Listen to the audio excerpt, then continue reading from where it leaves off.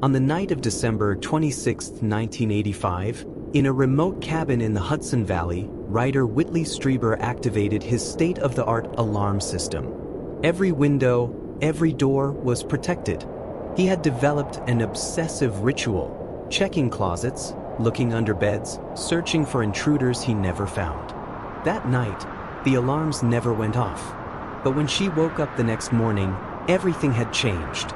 She had 4 hours of missing time, triangular marks cut into her skin with surgical precision, and fragmented memories of something her mind refused to process.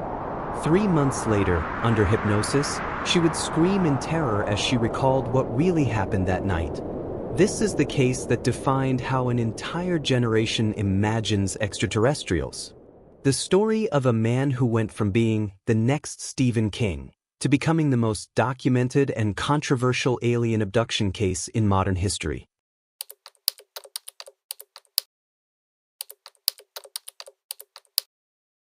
I am Untold Nightmares, and today we are going to analyze in depth one of the most fascinating and disturbing cases of the UFO phenomenon.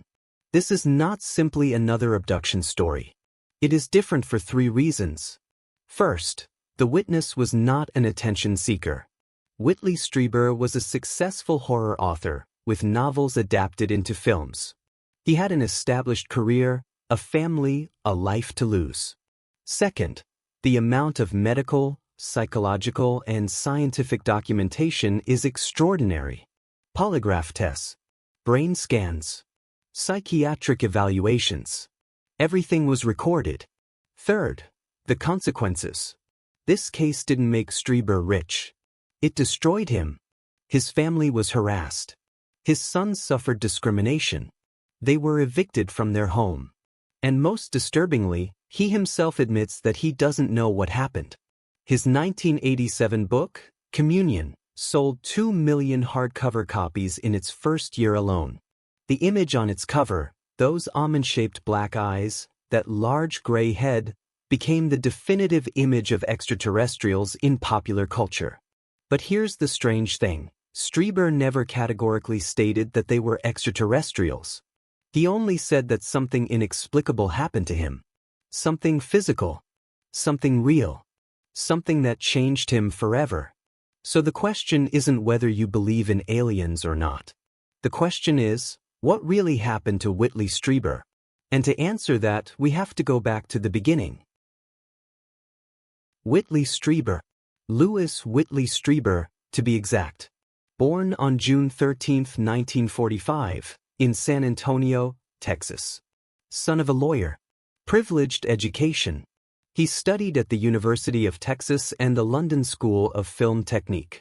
By 1985, at the age of 40, Strieber was what we would call an established writer. Not famous on the level of Stephen King, but respected nonetheless.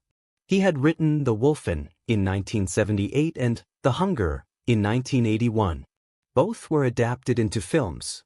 He worked in advertising, rose to the position of vice president, but left it all in 1977 to dedicate himself entirely to writing. Horror was his specialty.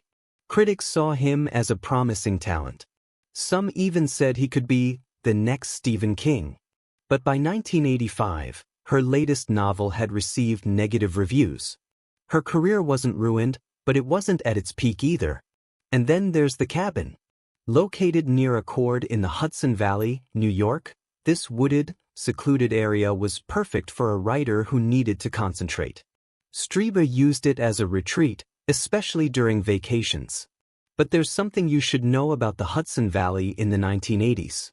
During that decade and the early 1990s, the area experienced what ufologists call a surge. Frequent sightings of triangular flying objects. Unexplained lights. Dozens, hundreds, of witnesses reported strange phenomena. Strieber's cabin was right at the epicenter of that activity. Whitley lived there with his wife and their young son, and was his life partner, his support. The boy was of school age. And there is an important detail about Whitley in those months. He had developed a strange paranoia. In 1985, he installed a high-tech alarm system. Every accessible window, every door, sensors everywhere. But even stranger, he developed a ritual. Every night before going to sleep, he would make a rounds of the entire house.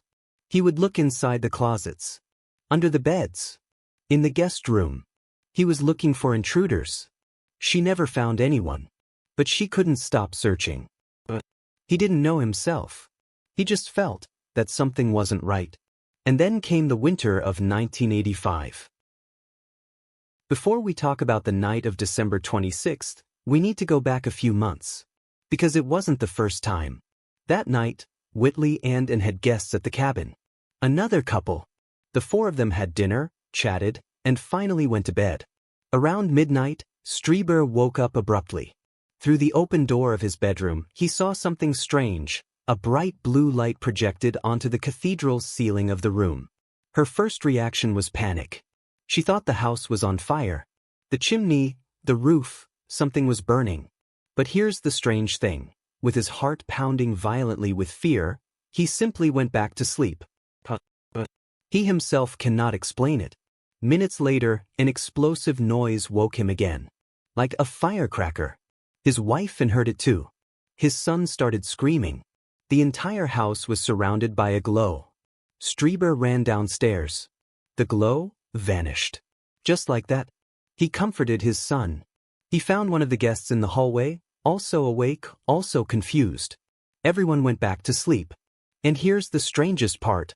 The next day, they barely spoke about it. As if their minds had decided to downplay it, to forget it. The guests would remember the light. They would remember the noise. But none of the four truly processed what had happened that night. Strieber buried the memory. And life went on. Until December 26th. Christmas 1985 in the Hudson Valley. It had snowed on the night of the 25th. And it kept snowing. By the 26th, the forest around the cabin was a white, silent, isolated landscape. That morning, the Strieber family tried out their son's new sled. They went skiing in the afternoon. A perfect Christmas in the cabin in the woods. By 8:30 p.m., they were having leftover Christmas goose for dinner. Cranberry sauce. Cold sweet potatoes. Sparkling water and fresh lime. Mundane details. Strieber would remember them all. After the child went to bed, Whitley and Ann sat together. Music. Reading. A quiet couple enjoying the winter peace. Around 8:30 p.m., Strieber performed his ritual. He activated the alarm system. Every window. Every door. Then he made his rounds. Closets. Under the beds. The guest room. Looking for intruders who were never there. Between 10 and 11 at night, the family went to sleep. The cabin fell silent. Protected. The alarms were activated. They never sounded. Between 1 o'clock and 3 o'clock in the morning, Strieber never knew the exact time, something woke him up. It wasn't a normal sound. It was like a buzzing. A whirlwind. Like a large number of people moving quickly around the living room. Imagine this. You're in a secluded cabin in the middle of the woods. The alarms are going off. And you hear the sound of multiple people moving around in your living room. What would you do? Strieber went back to bed. He couldn't explain why. It was as if his will wasn't entirely his own. As if something was compelling him to lie down again. And then he saw the door. One of the double doors in the bedroom was closing. Slowly. She sat on the bed. Absolute terror. And he saw a small figure gliding around the door. In the ambient light, he could make out details. It was approximately 1 meter tall. Moving with an unnatural fluidity. Strieber's conscious memory ends here. He woke up the next morning in his bed. And was asleep beside him. His son was in his room. Everything normal. Except that nothing was normal. I had 4 hours of wasted time. An inexplicable feeling of terror. And the next day, the marks. 2 perfectly cut triangles on his left forearm. Precise. As if made by a skilled master surgeon, in his words. But the worst part wasn't the marks. The worst part was the feeling. Something had happened. Something her conscious mind refused to process. 3 months passed. 3 months of anxiety. Of inexplicable terror. Of depression. Strieber couldn't go on like this. He needed to know. Through a friend, he contacted Bud Hopkins, an abstract artist who had become a leading researcher of alien abductions. Hopkins referred him to Dr. Donald Klein, an expert in hypnotic regression. Now, I have to pause here.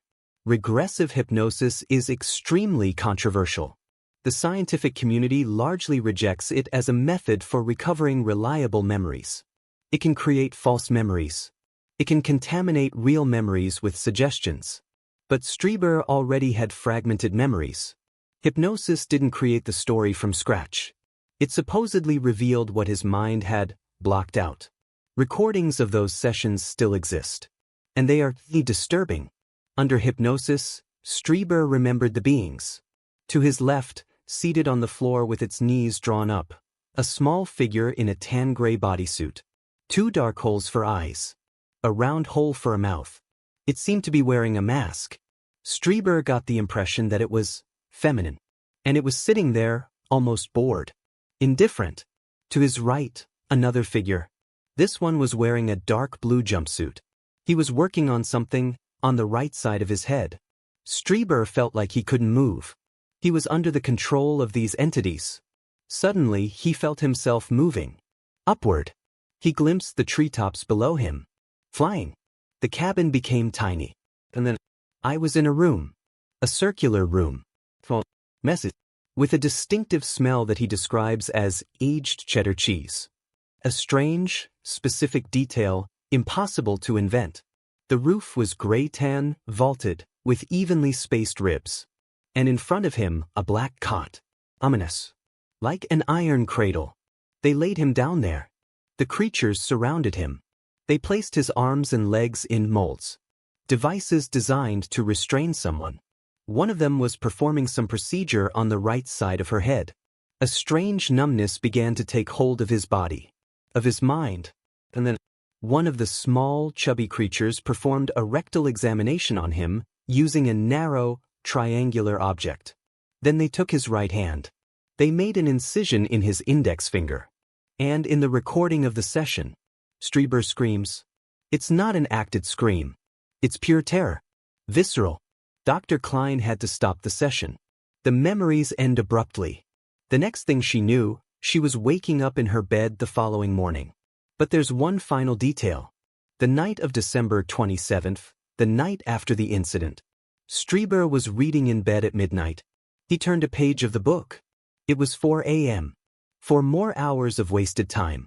And that's when he discovered the triangles cut into his forearm. Now, Strieber wasn't satisfied with just the hypnosis story. He needed to know if he was crazy, if he had a brain tumor, if there was a medical explanation. So he submitted to everything. Brain CT scan, no tumors. Strieber says he cried with relief, and then realized that meant there was no easy explanation. Electroencephalogram EEG. December 1986. They were looking for temporal lobe epilepsy, a condition that can cause vivid hallucinations. The result was normal. No abnormalities. No epileptic discharges. Even during sleep, when the symptoms of TLE are most evident. Magnetic resonance imaging MRI. March 1988 showed bright objects in his brain. It sounds frightening, but these appear in a small percentage of MRIs and are usually medically insignificant. Strieber's never caused any symptoms. 2 polygraph tests. Both indicated that he was telling the truth in describing his experiences. One was administered by an experienced polygraph examiner who had worked with the New York Police Department. The other was required by the BBC before allowing him to appear on television. Vocal stress test, he passed that one too. Psychological evaluations, February 1986 and January 1999. Both concluded that Strieber was a normal adult under stress. No psychosis. No schizophrenia. No severe dissociative disorders. The diagnosis she did receive, post-traumatic stress disorder. Strieber went to see his personal physician, and the doctor found evidence of sexual assault. Let me repeat that, medical evidence of sexual assault. Dr. Klein initially thought Strieber had been the victim of a conventional crime. Someone had drugged and assaulted him. That's why they used hypnosis. They hoped to obtain information for a criminal investigation. But no police investigation was ever carried out. Because, what were you going to report? What would you describe? Small gray men with big eyes? And then there's the son. Without anyone telling him anything about his father's experiences, the boy wrote in his diary about recurring dreams. About being taken away at night by the little gray doctors. He recalled a lot of people who were in the house that night. The guests from October 4th, when asked later, confirmed, yes, there was a strange light. Yes, there was a loud noise. So what do we have? A man who passes every imaginable medical and psychological test. Physical evidence on his body. Secondary witnesses who confirm strange phenomena. A son with independent experiences. And absolutely no official explanation. Because there was no official investigation. Not by the government, not by the military, not by the police. This case was documented, dissected, and debated, but only in private. We have all the facts. Now for the inevitable question, what the hell happened? And this is where things get complicated. Because there are several theories. None of them explain everything perfectly. Let's take it one step at a time. The obvious explanation, right? Beings from another planet. Spaceship. Experimentation. Arguments in favor. The consistency with hundreds of other abduction reports from the 80s and 90s. Same descriptions of beings. Same medical procedures. Same circular room. The Hudson Valley experienced a documented surge in UFO sightings during that period. Multiple independent witnesses reported flying triangles. Strieber passed polygraph tests. He passed psychiatric evaluations. He wasn't lying. He wasn't psychotic. The physical marks. The medical evidence of assault. That's physical, not imaginary. Independent experiences without knowing about his father's. But skeptics point out that 1. Polygraphs are not infallible. They measure physiological stress, not objective truth. 2. Hypnosis can create false memories. 3. There is no definitive physical evidence. No spacecraft, no alien technology, no recovered implant that defies analysis. This was Dr. Klein's initial suspicion. Temporal lobe epilepsy can cause vivid hallucinations, feeling of presence in the room, mystical or strange experiences, intense déjà vu, strange smells, like that aged cheddar cheese that Strieber describes, overwhelming fear. Sounds perfect, right? But Strieber underwent 2 tests for TLE, a full EEG, including one during sleep. Result: normal. No epileptic discharges. Researcher Yves Laplante noted that the MRI showed high-intensity foci in her temporoparietal region, possible scarring that could lead to TLE. But those scars never caused detectable seizures. Dr. Klein eventually said it would be foolish to attribute the experiences to TLE. Neurologist Stephen Novella suggests that Strieber experienced sleep paralysis, a state where you are partially awake but your body is paralyzed. Sleep paralysis can cause feeling of a malevolent presence, visual and auditory hallucinations, feeling of movement or floating, intense terror, inability to move.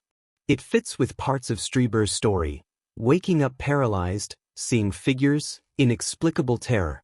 But it doesn't explain the physical marks on her body, medical evidence of sexual assault, your son's experiences, the witnesses of October 4th who saw the light and heard the noise, the 4 hours of wasted time. Sleep paralysis lasts minutes, not hours. This is the favorite of the most hardened skeptics. Regressive hypnosis is extremely controversial scientifically. Can create completely false memories, blending imagination with real memory, being contaminated by the hypnotist's suggestions.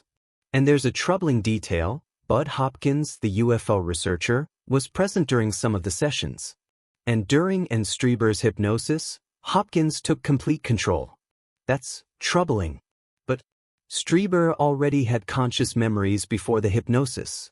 the lost time, the marks, the feeling of terror.